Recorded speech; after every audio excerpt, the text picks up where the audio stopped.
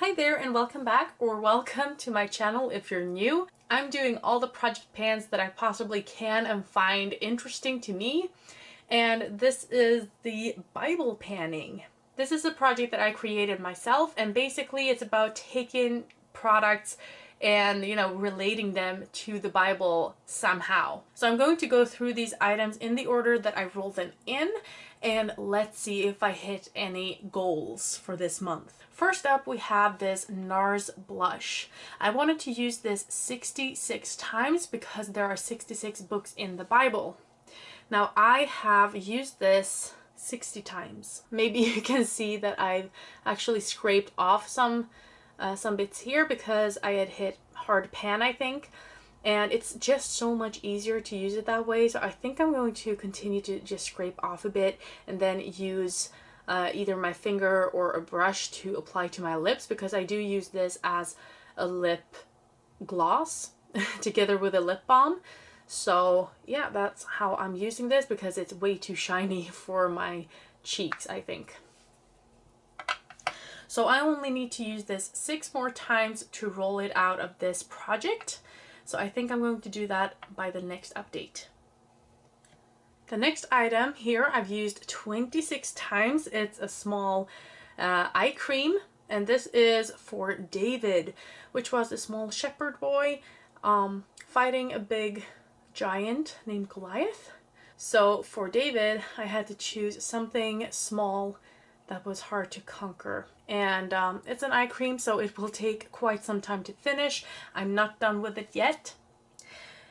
David, like I said, was a shepherd's boy, and so I wanted something cheap. Sheep. Yeah, you get the pun.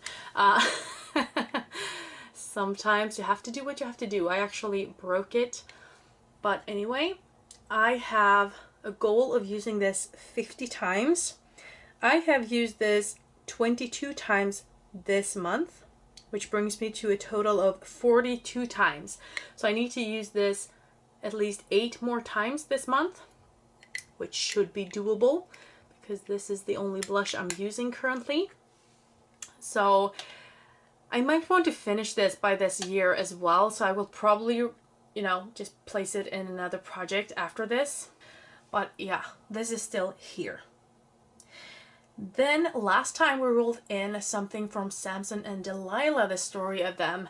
So Samson had very long hair and his strength was in the hair. So I wanted a hair product, and I chose this Rahua Classic Conditioner. This is an empty. I finished it in 2 uses. So quite easy to go through. I liked it. I don't feel like it was the best product out there. I don't think it did more than any other conditioner, but it was an okay conditioner. Now we have this Delilah Lip Pencil. I'm holding it upside down. So we have the Delilah Lip Pencil here, and my goal is to finish it off.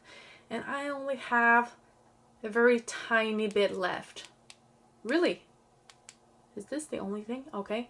This is the only product I have left. That is ridiculous. I thought I would have finished it by this update, and I probably would have if I have just focused a little bit more on it, but we will have quite a few rollouts next time, I think. So we're rolling this one out. And instead of telling you a story or something, I am going to tell you something that I think is important when you read the Bible, and that is context. I think context matters. When you're reading the Bible and it says you should love one another, what does the Bible say about love? Because it doesn't mean the erotic way. In the Bible it says that love is patient, love is kind, it does not envy, it doesn't seek its own. It's not about you. Love is not about you. You can't actually have self-love because love is sacrificial. Love is not thinking about your own best first, you know? That is what love is. And if everybody loved each other, you wouldn't have to have that like self-love, because everyone would love you and see to your best and you would see to their best. Like, I think that would be such a beautiful thing. But when you say that it is not self-seeking, then all of the self-love disappears. The Bible is not about self-love. And also it says that God proved his own love for us through sending Jesus to die for us.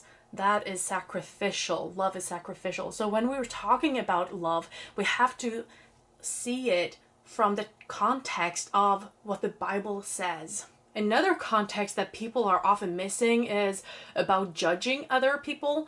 And the Bible does say that you shall not judge, but people don't really read the context, which is, but it does say in other places in the Bible that we should judge other Christians, for example.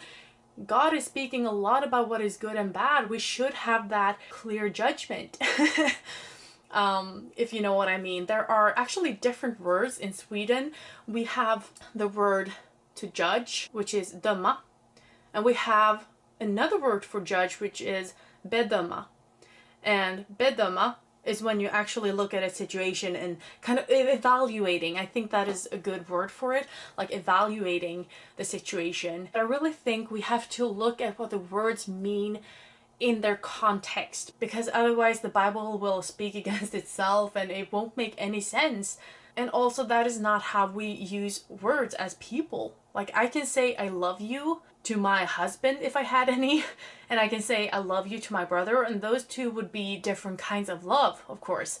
And if we just use that, if you use that against me, oh, you said you loved your brother, ooh, that's so disgusting, like, no, that's not what I meant. And if you saw the context and that it was my brother I was talking about, maybe you would have understood that. And that is the exact same thing with the Bible. We have to look at the context to see what God actually means and to see what the situation actually is like, to learn the lessons that we are supposed to learn, you know? So yeah, that wasn't like one story. It's more about how to read the Bible and a little about, context. And this product is the context. This is a toner, so it's kind of a mini. I don't know how long it will take me to go through this, but it's not that big, as you probably can see.